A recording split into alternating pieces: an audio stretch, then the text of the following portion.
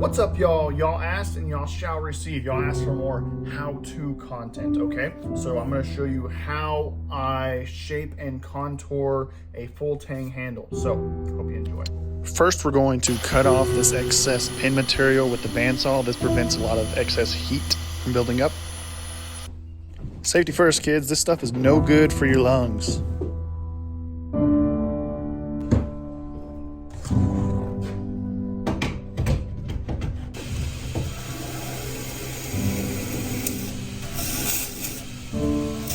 So what we've done is we've just ground the perimeter of the handle scales.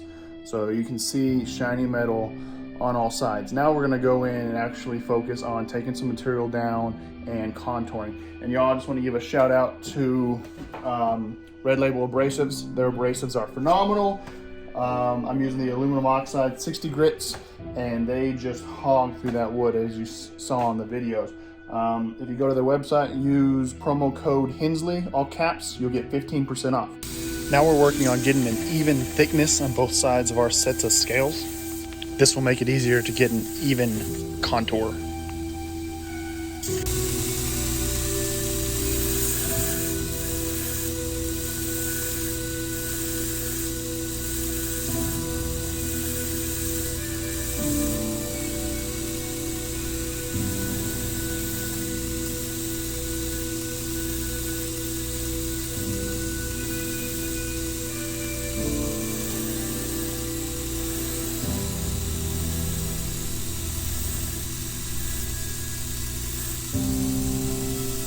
So as you just saw, I took off all the high corners to start with, so we don't want a real blocky square handle.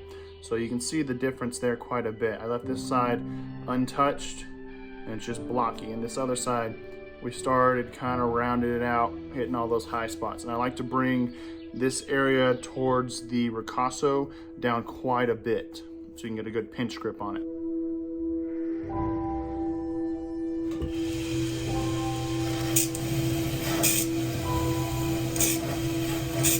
All right, now that we have our general shape and contour, you can still see it's kind of blocky, but that'll be taken out during hand sanding.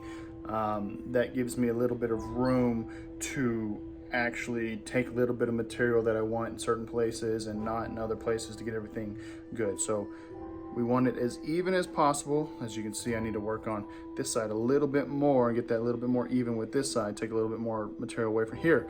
But now, after I do that, we're gonna go and work on cleaning up this spine area. It's just got some really rough grit lines in it, so we're gonna work on bringing that a higher grit, more finished look to it.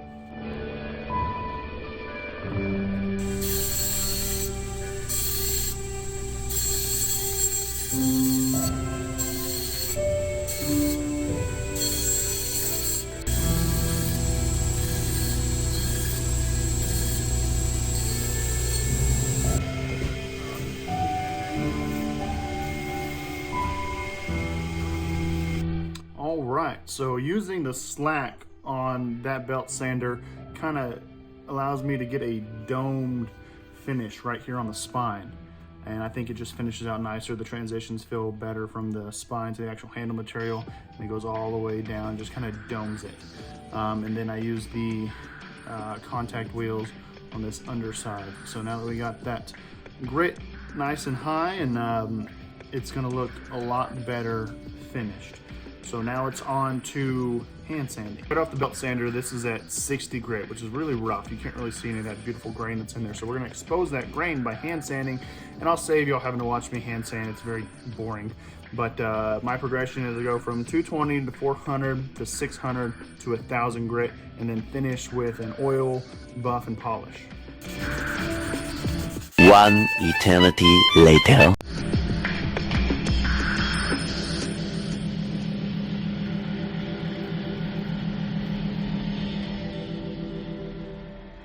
So this still needs a buff and polish. This is just where it was at the end of 1,000 grit and oil.